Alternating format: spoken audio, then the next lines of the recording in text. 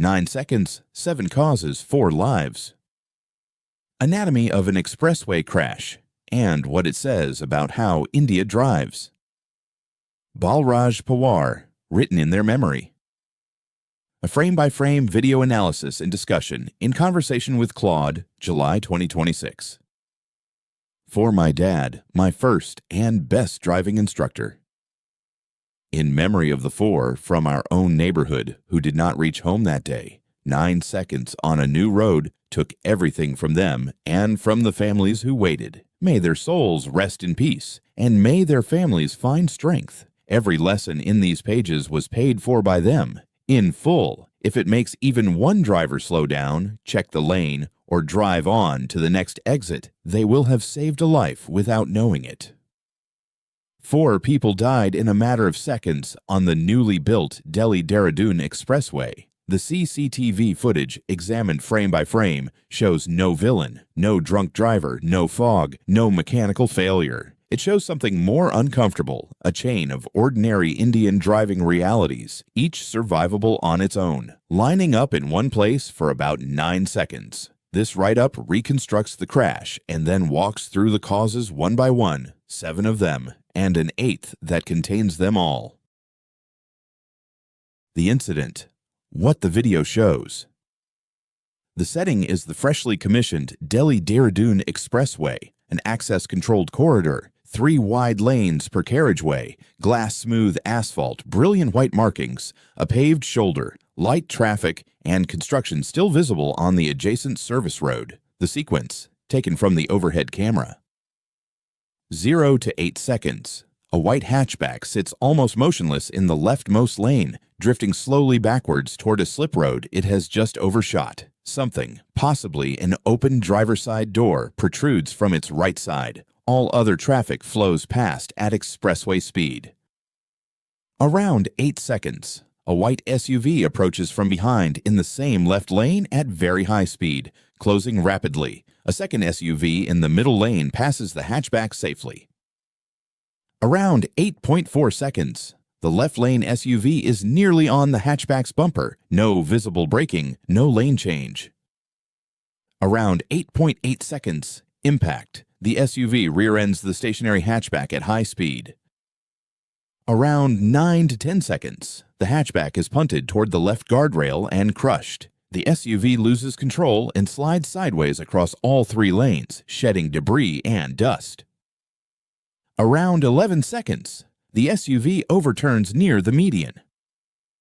11 to 19 seconds. Dust settles. Both vehicles at rest, wrecked. Other road users begin stopping at the scene. 4 of the hatchback's occupants died on the spot. Others were gravely injured. Figure 1. The hatchback, effectively stationary in a live lane. Just past the slip road it appears to have missed. Figure 2. The moment of impact. The SUV rear-ends the hatchback at expressway speed. Figure 3. The SUV, out of control, slides sideways across all 3 lanes. Figure 4. Final positions. The SUV overturned near the median, the hatchback crushed near the left barrier. A note on evidence. This analysis is based on low-resolution CCTV footage. Speeds are estimates, the interior of the vehicles cannot be seen, and the formal determination of fault belongs to the police investigation and, if pursued, the Motor Accidents Claims Tribunal. What follows analyses a probable combination of circumstances, not the conduct of identified individuals. It names no one and finds no one guilty. Cause 1. No or poor signage. The missed exit.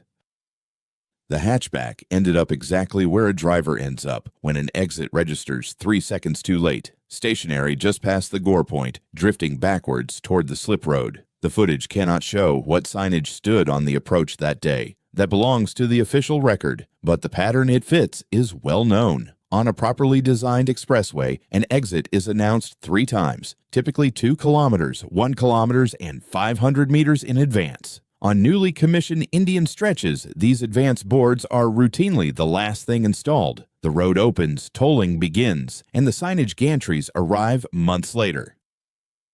Even where boards exist, they frequently name a village or road number rather than the destination drivers actually navigate by. And the navigation apps most drivers now lean on announce the exit on their own schedule, sometimes too late, sometimes into a speaker nobody hears. Between thin boards and app dependence, confusion finds even the most intelligent driver at the wheel.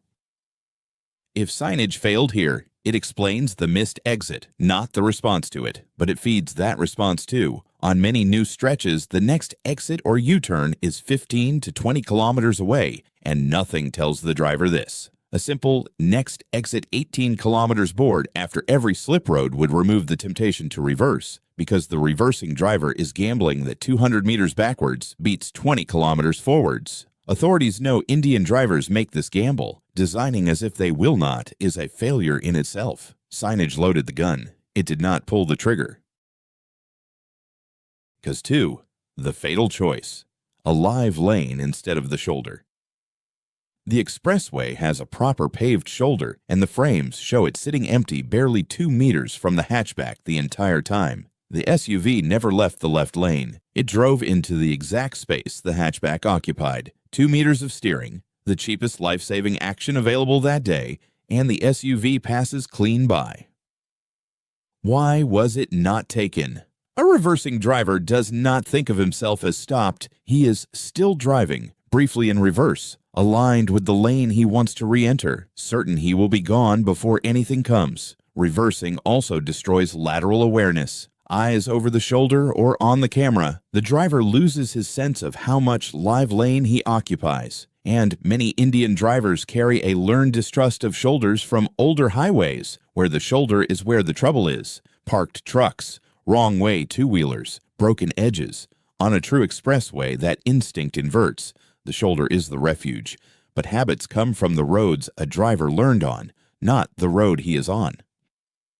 It appears the hatchback driver saw the SUV approaching in the mirror and froze. The car's backward drift stops in the final moments. That is a textbook panic response. When a threat closes too fast to process, the brain selects the null option. Flooring it forward or wrenching onto the shoulder might have saved them. Stopping was the one choice guaranteed not to. A trained driver has a rehearsed response. An untrained one has a freeze. Why the stationary car is the death zone. Newton's first law explains why a rear-end collision, a dented bumper in city traffic, becomes unsurvivable at expressway differentials.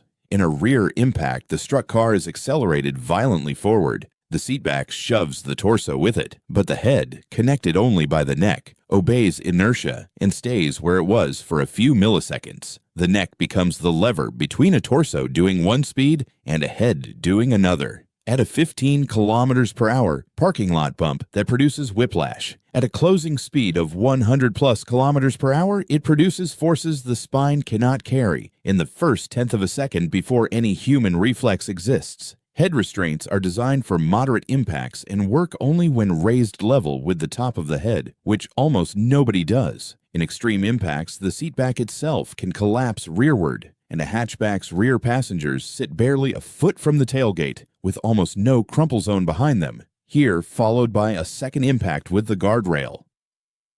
Reports later confirmed a further, quietly common Indian reality. The 5-seat hatchback carried 7 occupants. This is how joint families travel, together, divided across whatever seats exist. And it is written here as a lesson for the living, never a rebuke of the dead. But physics counts heads. 7 occupants means belts for some are impossible, even in principle. Bodies load the rear bench directly against the point of impact, and the small crumple zone is filled with people. A legally loaded car would still likely have lost its rear occupants at that closing speed. Overloading explains why it lost 4 at once. A note on hazard lights. Hazard flashers would not have shortened the SUV's braking distance by a single meter, but that was never their job. Their job is to attack the classification failure. Blinking amber converts ordinary car into something is wrong here, from 300 to 400 meters out instead of 60 to 80, starting the braking earlier. In practice, their value here was limited. Daylight washes them out, and India has diluted the signal's meaning by using hazards for fog, tunnels, rain, and casual double parking, hazard lights shift the odds. They never license a stop. A mitigation, not a permission. Cause 3. Lane discipline inverted, fast traffic in the hazard lane.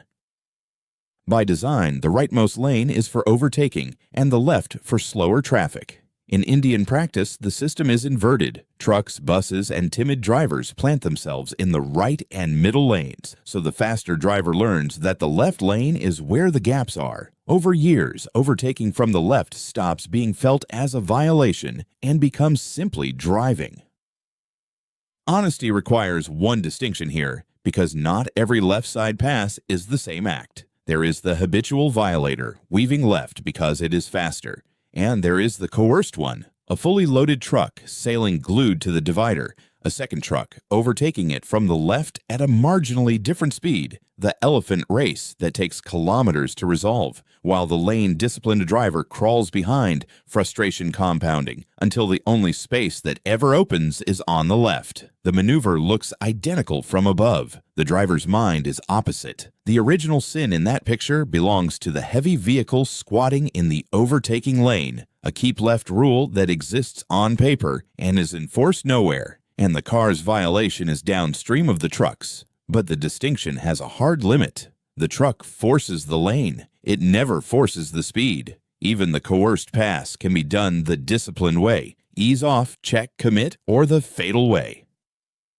The lethal consequence, the left lane, the one adjacent to breakdowns, merges, and shoulder activity, the lane engineered for the slowest traffic, ends up carrying the highest speed differentials. The road's designers put the hazards on the left, assuming fast traffic would be on the right. Indian traffic flips the assumption, aiming the fastest vehicles directly at the lane where stationary hazards live. The hatchback and the SUV met in exactly the lane where the system, as actually practiced, guarantees such meetings. Tellingly, the frames suggest the SUV may have been in the act of a left-side pass, nearly abreast of the middle lane SUV that sailed past the hatchback safely. Cause 4. Expectancy driving, seeing without processing. Safe driving doctrine says, never drive faster than lets you stop within the distance you can see to be clear. Almost nobody drives by sight distance, they drive by expectancy. This lane was clear for the last 50 kilometers, so it is clear ahead. On an empty new expressway, that expectancy hardens within minutes. The hatchback was visible for perhaps 8 to 10 seconds on a straight, dry, sunlit road, and the video shows no braking or lane change until impact. That is not eyesight failing. That is expectation overriding eyesight. The brain files the distant white shape as car moving with traffic and stops processing it. In a country where reversing vehicles, wrong-side drivers, and mid-lane breakdowns are common, every Indian driver has seen all three. Expectancy-based driving is even less defensible than elsewhere. The driver had lifetime evidence that the left lane can contain anything. The new, empty, perfect road temporarily erased that knowledge. The screened hazard. There is a third mechanism the footage cannot rule out, and it is mechanically the simplest. The camera sees only the final seconds. Everything upstream is invisible. If the SUV had just cleared a heavy vehicle in that left lane, a moving wall hiding everything ahead, then the hatchback materialized at a distance already inside his stopping envelope. No blindness needed, no psychology, just geometry. The footage shows the same signature either way. No braking, no lane change, no reaction, and cannot choose between hardened expectancy, a screened sightline, or the distraction discussed next. It does not need to choose, because all three converge on one lesson. Sightline governs speed, emerging from behind a heavy vehicle into a lane you could not see. At a speed you cannot stop within is itself the violation. The trained response to a screened lane is to ease off until the lane reveals itself. Visibility and clear distance is the rule of speed. The modern accomplice. Distraction. Everything said above assumes the driver was at least looking at the road. Increasingly, he is not, and the arithmetic of not looking is brutal at expressway speed. At 100 kilometers per hour, a car covers 28 meters every second. A quick glance at a message, 2 seconds by generous measure, is 55 meters driven blind, more than half a football field. A 6-second fumble with a navigation app is 170 meters in which anything may appear and nothing will be seen. The stationary hatchback in this video was visible for roughly 8 to 10 seconds. A driver who spent even half of that span looking at a screen never had the remaining distance to stop, no matter how good his brakes. The phone is the chief offender, but not the only one. The modern car has moved its controls into a touchscreen, which, unlike the old knobs a hand could find blindly, demands the eyes. Calls, even hands-free, take something subtler. A driver deep in conversation can look directly at a hazard and not register it, because the mind, not the eye, does the seeing. Add eating at the wheel, turning to passengers, reaching for a fallen item, each an ordinary act that becomes a gamble when every second is 28 meters. And the expressway itself feeds the habit. The same emptiness that hardens expectancy also breeds boredom. And boredom reaches for the phone. The screen fills the silence exactly when vigilance is the only job left. Whether a screen played any part in this crash, no footage can tell us. What the footage does show, no braking, no lane change, no reaction at all through seconds of clear visibility, is precisely the signature that distraction screening and hardened expectancy share. Either way, the lesson is one. At expressway speed, attention is the vehicle's most important component, and it is the only one the driver can disable with one hand. Cause 5. The physics nobody teaches. Speed squared. Assume the SUV weighs 2,500 kilograms. Here is the surprise no driving school writes on a board. On paper, mass does not decide braking distance. Speed does. Braking force comes from tire grip, which scales with weight. F equals mu times m times g. The energy the brakes must destroy is kinetic energy. Kinetic energy equals half mv squared. Set them against each other and the mass cancels. Braking distance, d, equals v squared divided by 2 mu g. What does not cancel is the v squared, sitting there squared, double the speed, 4 times the braking distance. Speed is the one variable the driver fully controls, and it punishes quadratically, which is why even a few kilometers per hour matter. Going from 100 to 120 kilometers per hour, a 20% increase that feels like nothing behind the wheel, adds about 30 meters of stopping distance. Where the 2,500 kilograms does enter is what happens when braking fails. At 100 kilometers per hour, the SUV carries kinetic energy equals half times 2,500 times 27.8 squared, about 9.6 lakh joules, exactly the energy of dropping that SUV from a 13-story building. At 140 kilometers per hour, it is a 25-story drop. Mass also cooks brakes harder on long stops, and in a mismatch collision, mass decides who absorbs the energy. The lighter car always loses. No airbag repeals half mv squared. Total stopping distance adds the roughly 1.5 seconds a real driver takes to perceive and react, during which the vehicle simply keeps flying. Figure 5. Reaction distance grows in a straight line. Braking distance balloons with speed squared. Figures assume dry asphalt, good tires, and full-force braking. Worn tires, drizzle, or hesitant braking can inflate the blue bars by 50% or more.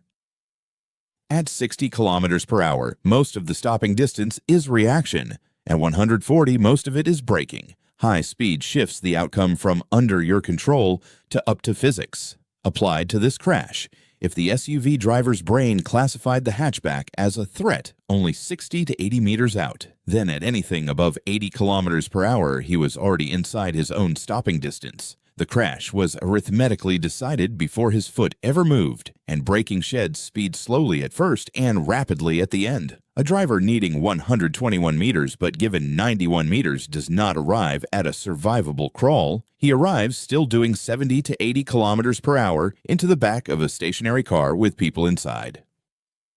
The same thing, in plain words. Forget the formula for a moment and think of it like this. A moving car is like a running man. The faster he runs, the more ground he needs to pull up and stop. But a car is worse than the man because the punishment is not fair. It does not grow step by step with the speed. It multiplies. Drive at 60, and you need about 43 meters to stop, roughly 10 car lengths. Drive at double, 120, and you do not need double the distance. You need almost 3 times as much, 121 meters, more than a full football field. And the first 40 to 50 of those meters are wasted doing nothing at all because that is how far the car travels. In the 1.5 seconds, it takes your eyes to see the danger, your brain to believe it, and your foot to reach the pedal. In that time, you have not slowed by even 1 kilometer per hour. The weight of the car matters less than people think for stopping. A heavy SUV and a small hatchback need roughly the same road to stop because the heavier car also presses its tires harder into the road. Where the weight shows its true face is in the collision. The heavy vehicle hands its punishment to the lighter one. When a 2,500 kilograms SUV meets a small hatchback, the hatchback absorbs the blow for both. And one more unfair trick of the mathematics. If you are going a little too fast to stop in time, you do not hit the obstacle gently. Braking removes speed slowly at the start and quickly only at the end. So the driver who needed 121 meters but had only 91 does not arrive at walking pace. He arrives at 70 to 80 kilometers per hour. That is why I was only a little over the speed and the crash was terrible are so often the same story. The whole of Cause 5 in one line. Speed is bought on loan, and the interest is charged in meters you do not have. Cause 6. Trained by the untrained. Driving instruction in India is overwhelmingly an informal trade. The neighborhood driving school, the relative, the friend who knows driving. There is no meaningful certification of instructors, no standardized curriculum, no requirement that the teacher understands vehicle dynamics. What gets transmitted is folklore, one generation of self-taught drivers passing habits to the next, including habits that are actively wrong. The clutch is the perfect example. The correct sequence in almost all braking is brake first, clutch only at the very end, just before the engine would stall. Keeping the clutch engaged means engine braking works with you and the car stays stable. The folklore taught across India is the reverse. Press the clutch the instant you brake, or coast with it pressed. Instructors teach it because it prevents stalling, which makes their job easier in a parking lot at 10 kilometers per hour. Nobody tells the student that at highway speed, a pressed clutch turns the car into a free-rolling mass. No engine braking, longer stopping distance, drivetrain disconnected exactly when maximum control is needed. The habit is invisible for 20 years of city driving, and then one day on an expressway, those extra meters are the meters that mattered. The clutch is just the visible symptom. The same folklore chain never teaches threshold braking, what ABS feels like when it activates. Many drivers lift off when they feel the pulsing thinking something broke. Mirror scan rhythm, escape path thinking, stopping distances at highway speed, or the missed exit protocol that would have saved the hatchback's occupants. The licensing system then rubber stamps the result with a figure-of-8 test at crawling speed, and the untrained instructor's product becomes a legal expressway driver. Cause 7. Built for 120, trained for 40. The new road's invitation. Road safety science calls it the self-explaining road. A road's appearance tells drivers how to behave more powerfully than any signboard. A brand new expressway, glass-smooth asphalt, blinding white markings, 3 wide lanes, no potholes, almost no traffic, says one thing to every driver on it: fly. The message and the audience are mismatched. The surface communicates German Autobahn, but the driver receiving it learned to drive on a 2-lane state highway, dodging tractors and cattle. His actual skill set, hard-earned and genuinely impressive, is low-speed chaos management, reading a swerving two-wheeler, threading gaps at 40 kilometers per hour. What he has never practiced is the opposite discipline, high-speed monotony management, scanning 300 meters ahead, holding lane discipline when nothing forces it, judging closing speeds when the differential is 100 kilometers per hour instead of 15, staying alert when the road gives the brain nothing to do. Picture the classroom he actually studied in. Even today, the old highways carry everything with wheels, 2, 3, 4, 6, 8, 10, up to the tractor pulling 3 loaded trolleys, 16 wheels, brakes on only 2, and those 2 on the lightest part of the whole train, slowest to fastest, side by side. Managing that spread built real skill, and it also supplied teachers the expressway has since dismissed. On an undivided road, overtaking a heavy vehicle meant facing oncoming traffic, so the driver learned, in the body, not the head, to ease off and check before committing. A tube tire blowout at speed taught, once and permanently, what speed costs. Those who have fought a car with a suddenly dead tire never trust speed blindly again, while those who never felt one speed on an assurance they mistake for knowledge. Divided carriageways retired the oncoming truck. Tubeless tires retired the blowout. The dangers were the instructors, and modern engineering, rightly humanely, dismissed them one by one without hiring replacements.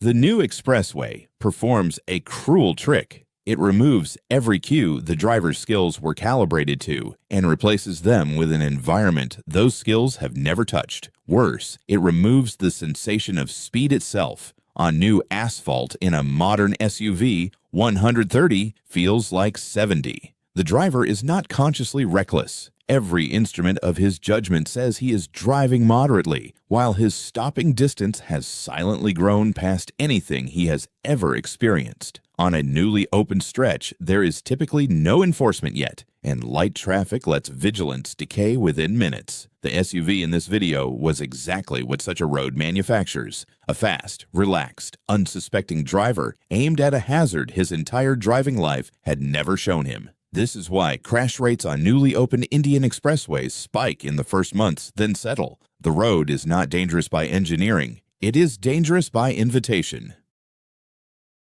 The false guarantee: ABS, airbags, tubeless tires. Into that vacancy steps a new confidence: the car itself. Drivers today speed on the assurance of ABS, airbags, tubeless tires, and 5-star ratings. Let this be said precisely because the equipment deserves defense even as the attitude deserves demolition. These systems work and have saved lives beyond counting. What they never offered is a guarantee. A BS does not shorten braking distance. It preserves steering while braking. Airbags are certified around impact speeds near 50 to 60 kilometers per hour. At a 100-plus differential, they fire perfectly and the physics wins anyway. Tubeless tires resist sudden deflation. They add nothing to grip. The equipment is real, the guarantee is imaginary, and every kilometers per hour added on the strength of that imaginary guarantee spends safety the equipment never promised. 2 examples close the argument, one famous, one supreme.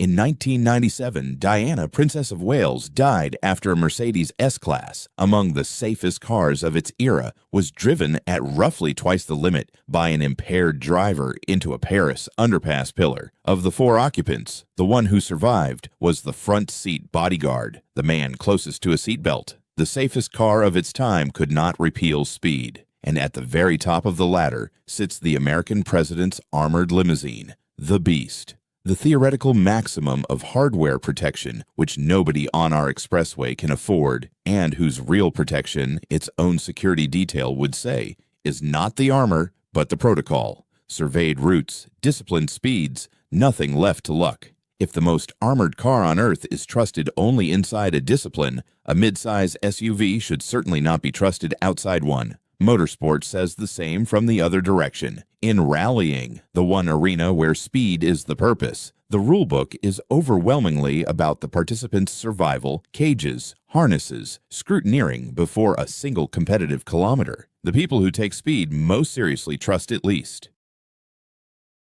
The 8th cause, which contains the 7, rules as birthright. Here I must speak in the first person and honestly confess, we the drivers break the rules as if it is our birthright. And I am not the exception. Overtaking from the left became normal for me too. But the roads I learned on left one habit that never faded. I was licensed in 1979 when nearly all of India drove on single undivided roads. and overtaking a heavy vehicle there meant facing whatever came from the other side. So easing off and checking first settled into the unconscious. To this day, I never pass from either side, suddenly or unseen. I confirm the way is clear and that the other driver knows I am there. I make this admission because the point only lands if the reader recognizes himself, not some cartoon reckless driver. Safety science calls it normalization of deviance. A rule is broken once, nothing bad happens. Broken 100 times, nothing bad happens. The brain quietly refiles the violation as how it is done, until breaking the rule no longer registers as a decision at all. The culture even polices itself in the wrong direction. Every horn blast behind a rule follower punishes the person driving correctly. And the bigger the vehicle, the greater the entitlement. Indian roads run on an unwritten tonnage hierarchy. The truck yields to no one. The SUV yields to the truck. The hatchback yields to the SUV. The two-wheeler yields to everyone, and the pedestrian simply prays. The bigger vehicle does not merely feel entitled. The road confirms the entitlement daily, because everyone smaller actually gives way. Hidden inside this is a cruel physics rhyme. The driver whose vehicle makes him feel most invincible commands the most kinetic energy, so entitlement scales exactly with the capacity to kill. The SUV's height and heft whisper safety to its own occupants while making it lethal to everyone else. In this crash, the entitled vehicle rolled over and the small one was crushed. Both lost. Consider the signature move, pressing the accelerator harder into a wrong side overtake. It has a perverse internal logic. I'm doing something risky, so let me finish it fast and minimize my time in the danger zone. Accelerating through the violation feels like caution, the same instinct as sprinting across a highway instead of walking, but it minimizes exposure time while maximizing consequence severity. The left side pass happens in the hazard lane. The driver's eyes are locked on the vehicle he is beating exactly when his speed peaks, and the speed squared physics silently doubles his braking distance behind his back. He is optimizing the wrong variable. The counterfactual deserves numbers because it is the moral center of the case.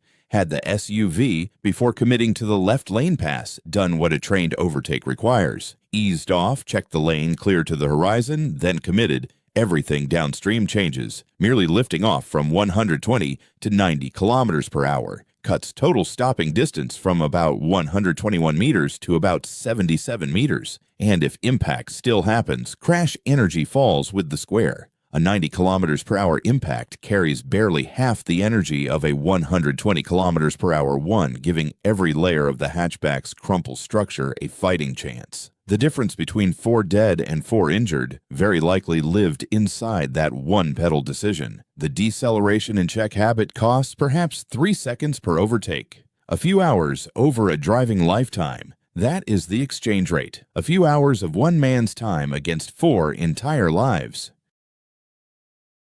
The Golden Rule. High-speed corridors demand strict discipline. Sudden stops, reversing, or wrong-side driving are fatal errors. Everything above, signage, shoulders, hazard lights, training, physics, is secondary defense. The primary rule on an access-controlled expressway is absolute and has no exceptions. Never reverse. Never drive against the flow. Never stop in a live lane. Not for a missed exit, not for a wrong turn, not to check a tire, not to answer a phone. The expressway forgives lost time. It never forgives a stationary car. Visibility and clear distance. That is the rule of speed. Not the speedometer, not the speed limit, not the empty road. Only how far you can see and how far you need to stop.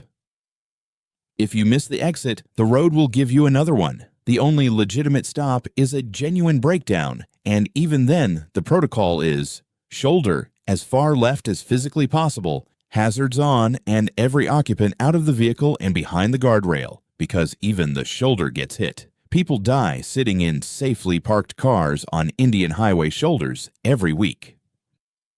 The rule's purest test: fog. Fog is the visibility rule stripped of all excuses. It takes sight distance, normally hundreds of meters, and cuts it to 50, 30, sometimes 10. The rule answers instantly.